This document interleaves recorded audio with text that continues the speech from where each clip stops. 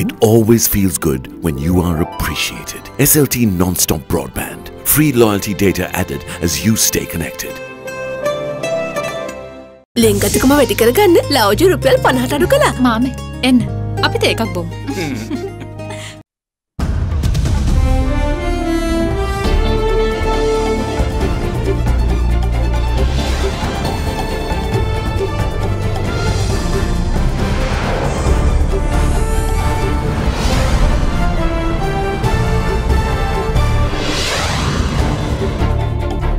Tonight, new edition.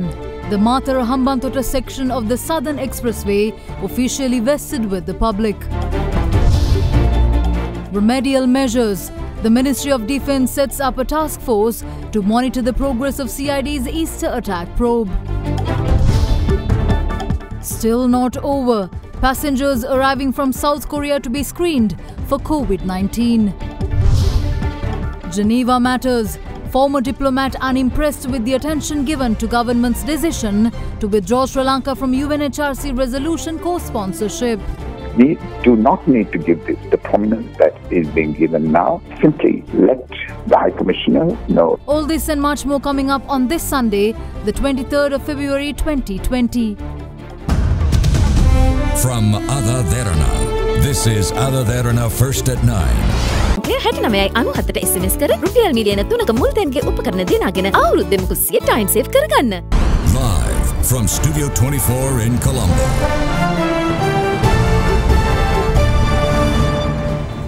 A very good evening and welcome to First at 9. I'm Shanella Fernando. Starting off with your local stories for tonight.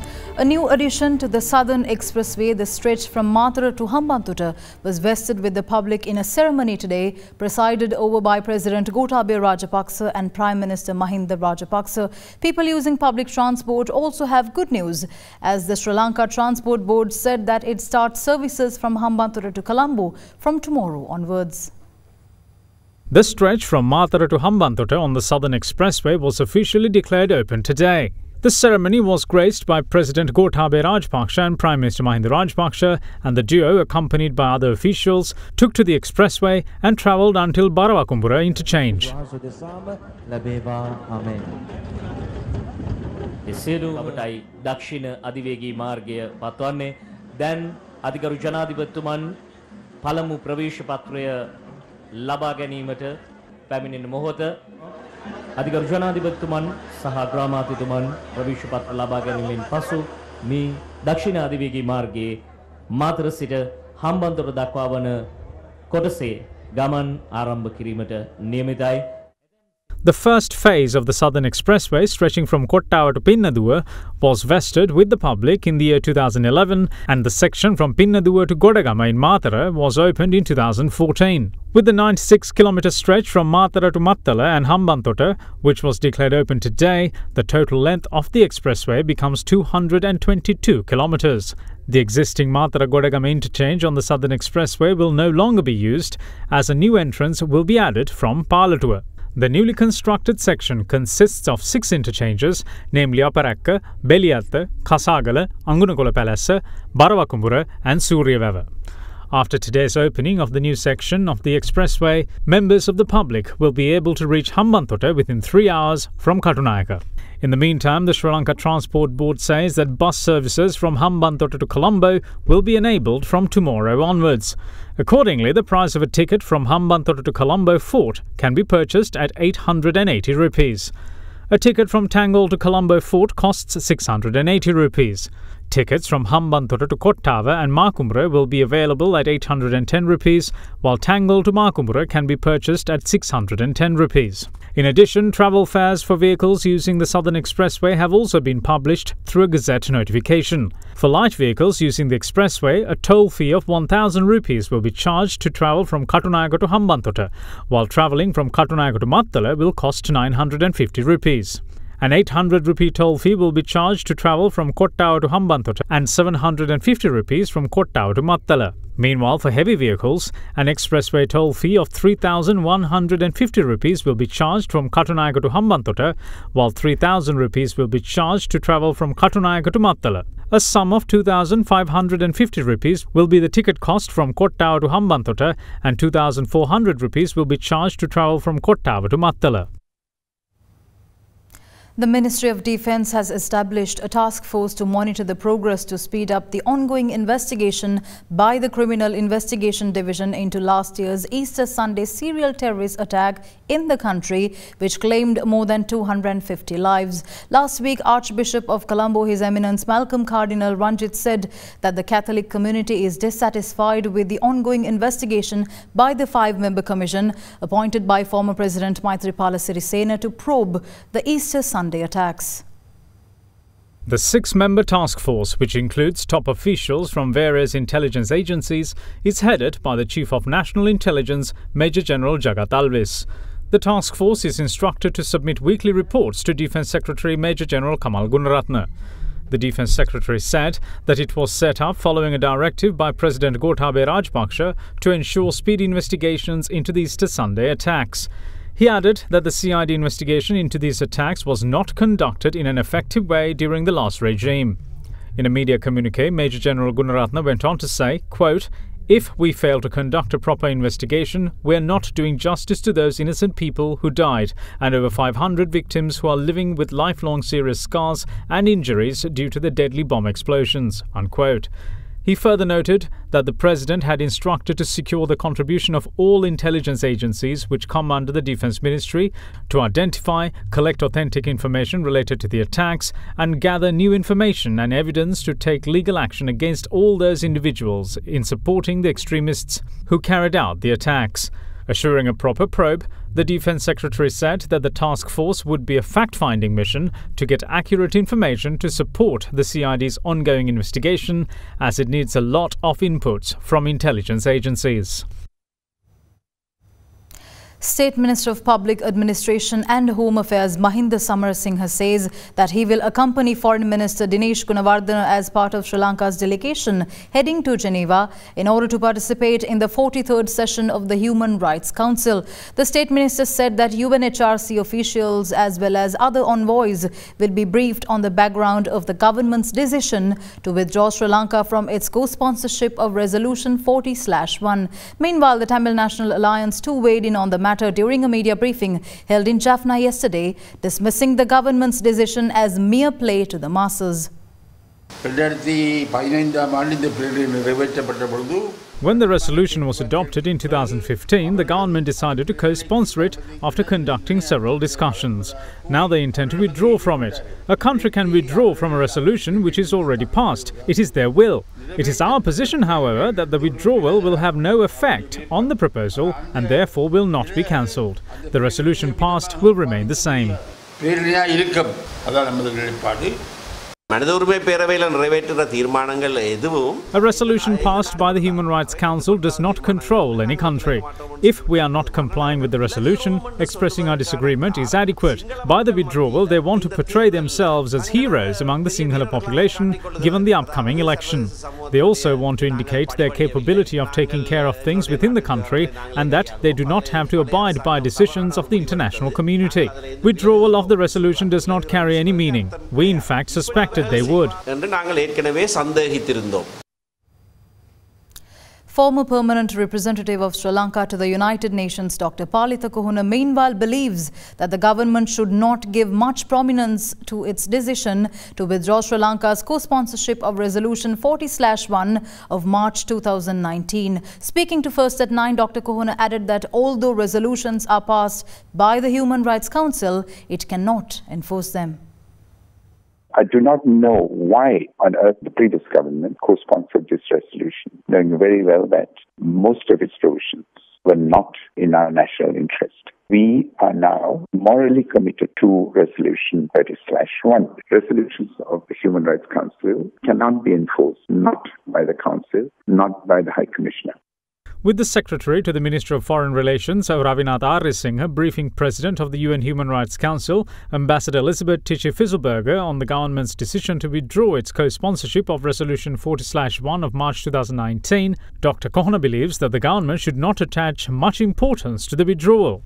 in my own view, we do not need to give this the prominence that is being given now. Simply let the High Commissioner know that we are not in a position to comply with all its provisions. And the reasons I can think of are that many provisions are inconsistent with our own constitution. Human rights are intrinsic to all human beings, all countries. We must do what we can to comply with and advance global human rights standards and humanitarian standards. And we need to emphasize very clearly that we do not need an external entity to adopt resolutions to encourage us to comply with what we know within ourselves to be good for us and good for our people. I hope that there are no repercussions, but you have to remember that for the last 4 or 5 years, Western countries have been exerting considerable pressure on us to comply with this resolution which they tabled. These countries are least qualified to tell anyone else how to comply with human rights standards or what human rights standards they should comply with.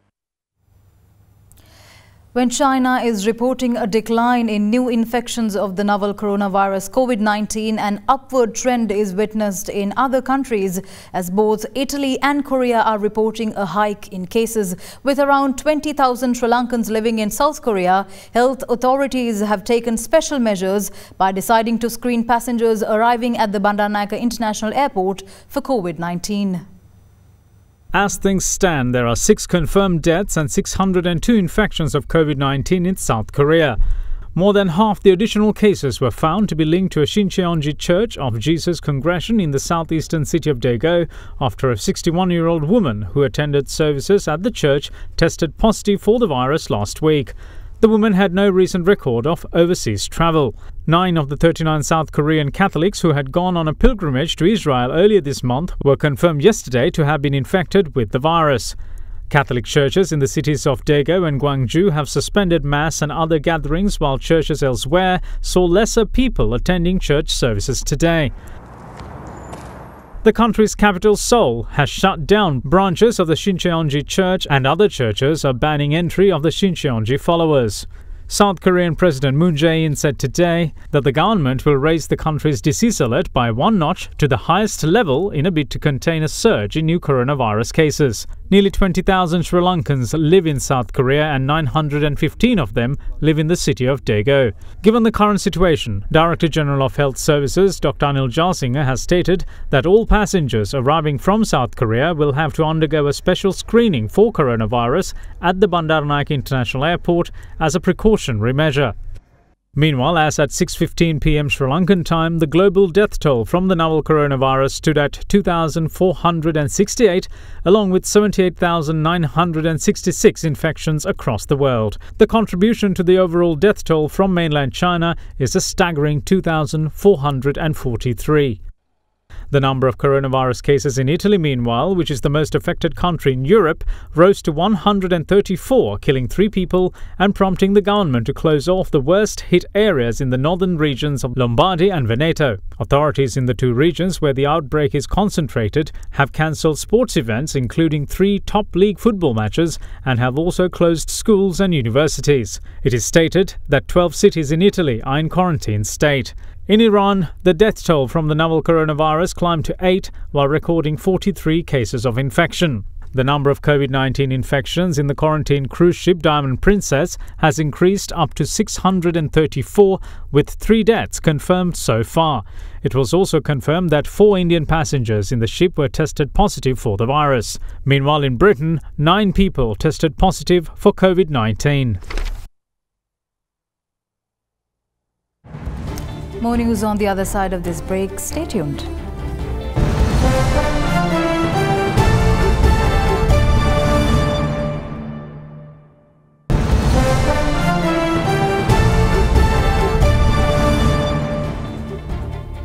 Welcome back. Now, Director and Legal Advisor of the International Communication Technology Agency, Jayantha Fernando, believes that seeing the Data Protection Bill come into effect would finally give customers some reprieve from unwanted text messages and emails. He elaborated on the matter while addressing a seminar on the legal aspects of digital banking and data protection law worked off recently by the Bar Association of Sri Lanka.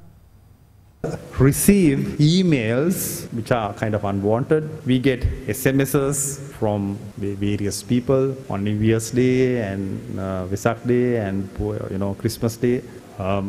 SMSs that we really did not want to get. So part 4 basically deals with that kind of situation where the providers of electronic telecommunication services and those which provide information through those services are required to disseminate messages only if the data subject has given their consent. So that is the default rule. So the consent of the data subject at the point of data collection has to be obtained by all these loyalty card holders and many other providers of such service before messages can be disseminated for marketing purposes. And in doing so, when the default is you have to get permission, and there should be a mechanism for the consumer or the data subject to opt out of such unwanted messages. So the ability to opt out of that kind of scenario is required under this law, and after this law comes into effect, it is important for providers, controllers who collect data to indicate to the customer the message and the identity of the entity that is sending them. And what has been enabled in subsection 5 of section 26 is a mechanism whereby in consultation with the Telecom Regulatory Authority, business promotion entities can use short codes, including associations, clubs can use defined short codes to send specific information to those members and those customers who have opted and willingly agreed to obtain such promotional messages and such additional information. Prime Minister Mahinda Rajapaksa reaffirmed his commitment to state enterprises, saying that he saved several of them during the tenure of former President Chandrika Bandaranaike Kumaratunga as she privatized over 350 state enterprises after coming to power in 1994. The Premier spoke on the subject as he addressed an event worked off in Ratnapura yesterday, where State Minister of Water Supply Facilities also called for the empowerment of the working class. අද මැද භාවිතත් එක්ක අත්වල බැඳගෙන UNP විරෝධී පොදු වර්ගයේ එක අද ඉදිරියට යමින් තිබෙනවා. වැඩ කරන ජනතාව පොදු ජනතාව එක පන්තියක්. ඒ පන්තිය මේ රටේ ප්‍රධාන බලවත් පන්තිය බවට පත් කරන්න ඕන. එදාටයි මේ රටේ අත්ත ප්‍රජාතන්ත්‍රවාදය තියෙන්නේ. අත්තාගේ අපු ආණ්ඩුව විරුද්ධ ආර්ථික ආందోලන දුන්නාම වාස්තුතුළු වාමාංශික බලවේග වරපදල අභියෝගයකට මුහුණ දුන්නා. ඡන්ද සිටීම අපුරලා ඡන්ද කල් දැම්මා. එලිපිට ජනතා දේපල විදේශීයන්ට විකුණලා දැම්මා. ඒ අවුරුද්දේ තමයි අවුරුදු 30ක ප්‍රස්තාවාදී යුද්ධයක් ආරම්භ වුණේ. 94 UNP එක පරාද කරලා අපේ ආණ්ඩුව පිටින්. ඒ වෙනකොට ලංකාව දාලා ගිය චන්ද්‍රිකා කුමාරතුංග ලන්ඩන් ගිහිල්ලා ලංකාවට එන්න කැමති කරගන්නත් වාසු මුළුණා. එදා 94 ආණ්ඩුව පිටින් විරුද්ධ ආර්ථිකයට මානුෂික මුහුණුවරක් දෙනවා කියලා. राज्य 365 එක දිගට පුද්ගලිකයන් කරලා තංගලා අම්බන්තොට නුලේවාය පෞද්ගලික කරනකොට මේක මම වේරගත්ත ඉතිප් එකේ අරගෙන කොටගල වපියාය පුද්ගලිකකරණය කරන්න යනකොට ඒකත් රාජ්‍ය ආයතනකින් ලැබීගෙන වේරගත්තා. අවේ නැතුණාමයි අමනුෂ්‍ය හඳුනා ගන්න පුළුවන් කියලා අපි හිතමු ජනාධිපතිතුමා පසුගිය දවසේ කියනවා. ඒක මා පිළිගන්නේ නැත්තා. ආපදාලේ යනකොට මම UNP parliamentarian Field Marshal Sarath Fonseca says that Ranil Wickremesinghe should resign, and what the party expects from him is to support the new journey with a new leader. With general election only a few months away, the United National Party is still locked in a crisis, split into two factions. In the meantime, opposition leader Sajith Premadasa insists that their new alliance, the Samagi Jana Balavege, will give prominence to local flavour. Opposition leader Sajith Premadasa joined a meeting which was worked off in the new town hall auditorium in Colombo. ප්‍රගතිශීලී විපක්ෂයක් අද අපි මෙහෙවන්නේ. මේ විපක්ෂයේ ලොකුම ගුණාංගය තමයි කාත් එක්කවත් deal නැහැ. අපේ deal එක තියෙන්නේ මේ රටේ ජීවත් වෙන පොදු ජනතාවත් සමගයි කියන එක මම මේ අවස්ථාවේ කියන්න කැමතියි. සමගි ජන බලවේගය, ස්වදේශිකත්වයට මුල් තැන දෙන බලවේගයක්, නූතනවාදයට මුල් තැන දෙන බලවේගයක්. කිසිම දවසක ආගම් ભેදේ, ආගම් වාදේ, ජාතිවාදේ, ජාති ભેදය මුදුන්පත් කරගෙන දේශපාලනය නොකරන බලවේගයක්. ඇයි මේ රනිල් වික්‍රමසිංහ නායකතුමා එක්සත් ජාතික පක්ෂයේ නිහඬව ඉන්නේ? එතුමාට මානසික ඇති මං හිතන්නේ. එතුමා සහාය පළ කරන්න අදහසක් නැත්ද මේ සාකච්ඡා පමණක්? මේමයිදී එතුමාගේ අපීල්ලා සිටින්නේ අයින් වෙන්න කියලා. එතුමා ගොඩක් කල් හිටියා. අපි කියන්නේ ගෞරවණීයව ඉවත් වෙන්න කියලා. සහායක් අපි ඉල්ලන්නේ නැහැ. සහාය දෙන්න ඕනේ අපි අලුත් නායකයෙක් පත් කරගෙන යන ගමනට එතුමා සහාය දෙන්න ඕනේ. නාම යෝජනා හම්බ වුණොත් පක්ෂයේ කඩා වැටීමට වා කියන්න ඕන අයට ඡන්දය දෙන්න පා කියලා මම ජනතාවට ප්‍රසිද්ධිය කියන වේදිකාවල.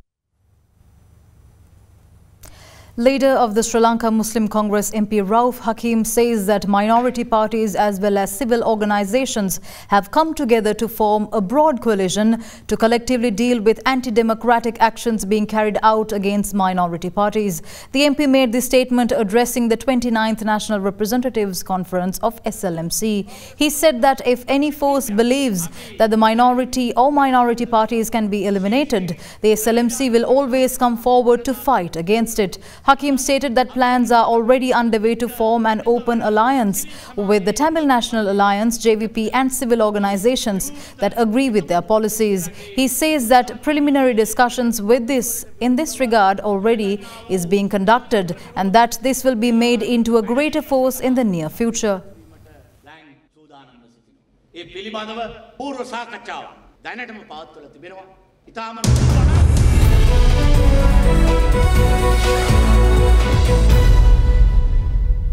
In your business news, French President Emmanuel Macron has said he is not sure a UK-EU trade deal will be struck by 31st December, the end of the Brexit transition period. Macron said negotiations starting in March will be tense, with fishing rights a key point of contention. It comes as the UK government signalled it would publish its mandate for the trade deal later this week. In the document, ministers are expected to reiterate their desire for a Canada-style deal with few tariffs on goods. While a trade deal is hammered out with the EU, the UK is following the majority of the bloc's rules. The UK is in this transition period until 31st December, following its departure from the EU on January 31st.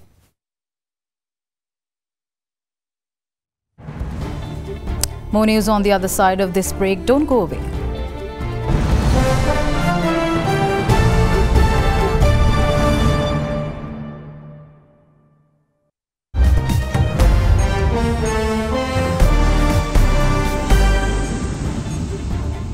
In your international news, hundreds of people marched through central London yesterday demanding that jailed WikiLeaks founder Julian Assange be released days before his extradition hearings begin. A London court begins a hearing tomorrow to decide whether the Australian-born Assange should be extradited to the United States almost a decade after WikiLeaks enraged Washington by publishing secret US documents. The 48-year-old, who spent 7 years holed up in Ecuador's London embassy before being dragged out last April, was wanted by the US on 18 criminal counts of conspiring to hack government computers and violating an espionage law, and could spend decades in prison if convicted.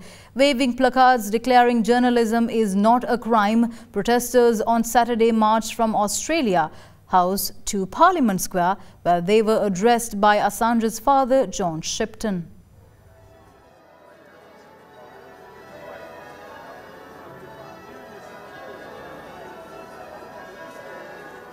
Organisation WikiLeaks. He's accused. At least 7 people died and 5 were injured in southeastern Turkey today after a magnitude 5.7 earthquake struck near the border with Iran. According to the Turkish Interior Minister, 3 of those killed in the shallow tremor were children and 5 people were reported injured. Further, 1,066 buildings collapsed and people were reported to be stuck under collapsed buildings. The European Mediterranean Seismological Center said the quake had a depth of 5 kilometers. Iranian officials said it had been felt in Iran, but that there were no immediate reports of deaths. Crisis crossed by major fault lines. Iran and Turkey are among the most earthquake-prone countries in the world.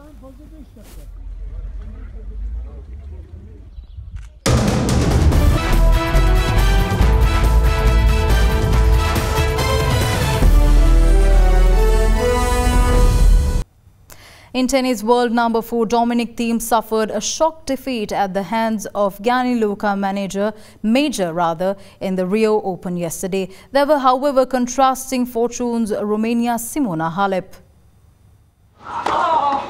Top seed Dominic Thiem was knocked out of the Rio Open by qualifier Gianluca Maja 7-6, 7-5 yesterday in a rain-delayed quarter-final. The Italian claimed his semi-final spot to set up an encounter with Hungary's Attilas Blazas, who outlasted Spanish qualifier Pedro Martinez in the quarters. 7-6, 7-5.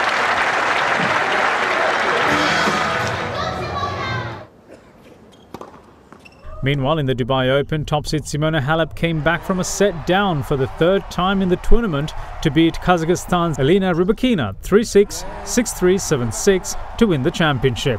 In a battle that lasted nearly 2.5 hours, the match came down to a tie-break where two shots that went agonizingly wide for Rybakina eventually decided the title in front of a noisy crowd that constantly chanted Halep's name. 3-6, 6-3, 7-6.